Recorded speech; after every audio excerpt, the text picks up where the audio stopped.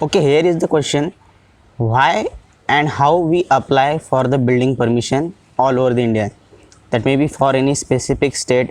Okay, so the first question is why we apply for building permission. Okay, so look, if you want to construct any type of structure, that may be residential, commercial, or mixed type. Okay, in that case, legally you need authorization which approve that you have right to construct a specific type of structure. Okay, for example, if I want to construct home or a house for myself, then in that case, for example 2 bhk or 1 bhk. Okay, so I have to submit application to the specific authority for the approval. Okay, after the approval I am legally allowed to construct that type of or required type of structure. That's the reason, and this is the technical reason. Okay, then we look what is the practical reason why people actually interested in applying for building permission. The first reason, which I already explained, that the legality, which provide you the legal authorization or the legal power to construct specific type of structure over the plot. Okay, then the second reason is that in our India or in most of the countries, people construct their house or home by taking loan. Okay, so for example, if someone want to construct any type of structure, and for example he or she need at least 30 lakhs. Okay, for 30 lakhs rupees for that kind of construction, so people don't have that much amount in cash. Okay, so in that case they go to the bank and apply for the loan. Okay, in the loan process, home loan process, the building permission is a very important document. So here is the actually the practical reason why people apply for building permission. Okay, now the next question, which is very important for civil engineer or architect, that is how actually how we can apply for the building permission, or what is the process. So look, the first important stage here is that you should have a building permission authorities license. For example, registered engineer license or registered architect license. I have already explained in one of my video how to apply for this license. I will provide that one in description, so you can watch that one.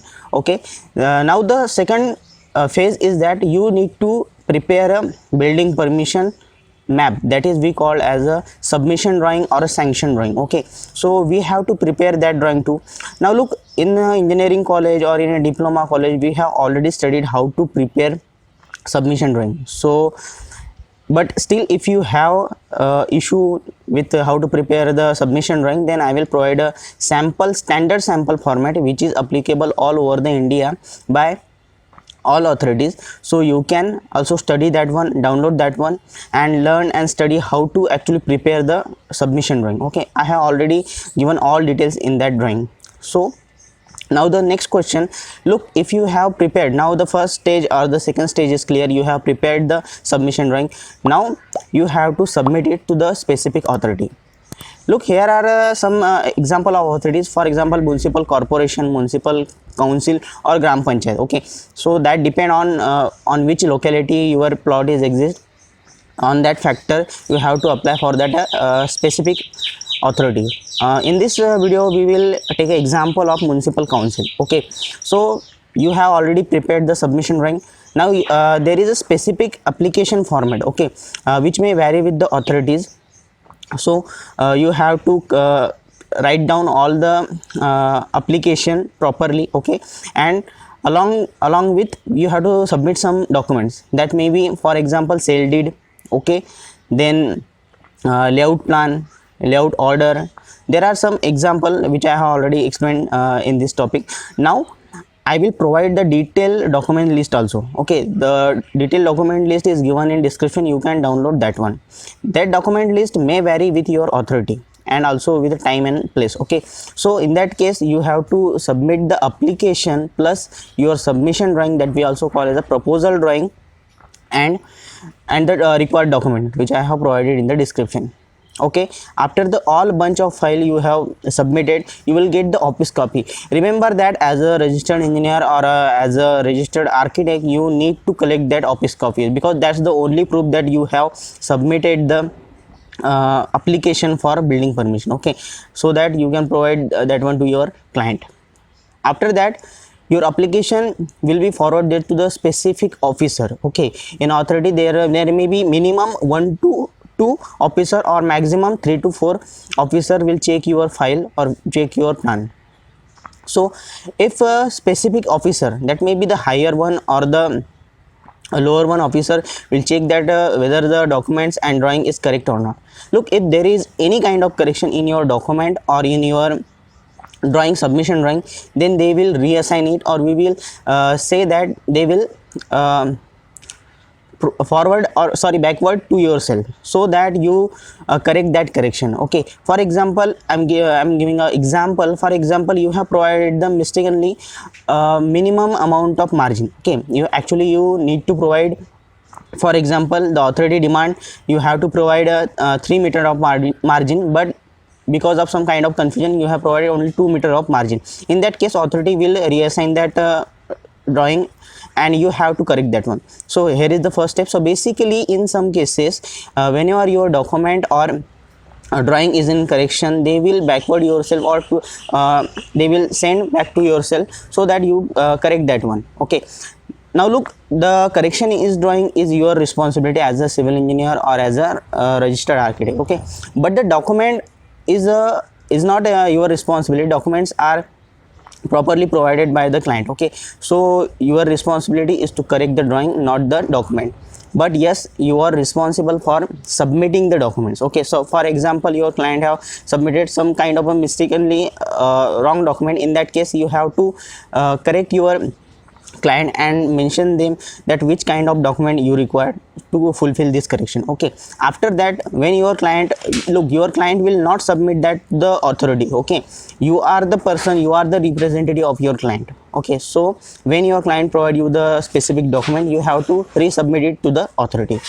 Now we assume that all the documents and the drawings is correct. Okay, in that case, the authority will forward it to the higher officer. Okay, now the same procedure will happen there. The officer will check your documents and drawing again. If he found some kind of correction, he will reassign it, or if he or she found that there is no correction, everything is fine, then in that case he or she will approve your proposal. Now look, here is the building permission by authority. The procedure is completed, but until and unless you not get the specific document, that is commencement letter and sanction drawing, your permission is not complete. Okay, now carefully observe that the commencement letter and sanction drawing are signed by the specific authority or not.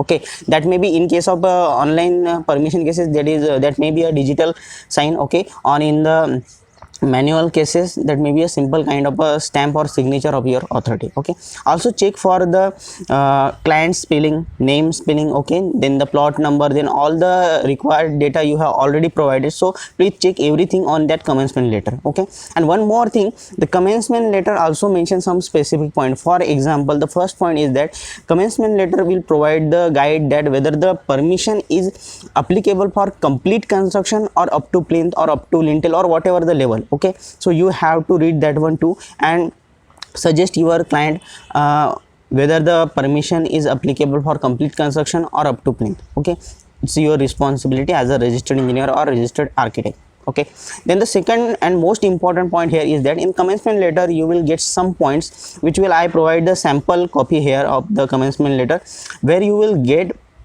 by which factors or by which point you are getting the building permission, so that which kind of rules you have to follow. Basically, you means your client have to follow while constructing the specific structure.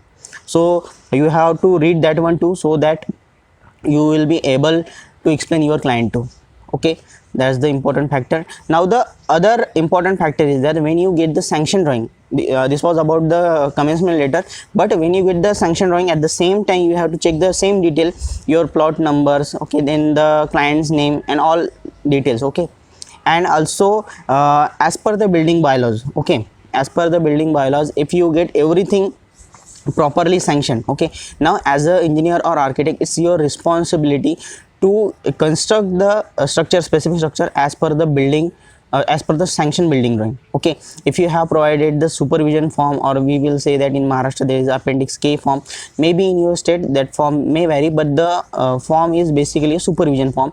If you have already given a written letter to your authority or written document which specify that as an engineer or as an architect you are responsible for the construction of specific structure, then in that case you have to talk with your client and explain him or her that we have to construct as per the sanction drawing. So that's it. This is the complete process how you get the building permission. I hope this video will help you. If you have any kind of question, please feel free to ask me in comment box. Thank you. So that's it for today, guys. All required data is given in description. If you have any queries regarding the video, feel free to ask in comment box. Please do like, share and subscribe. Thank you.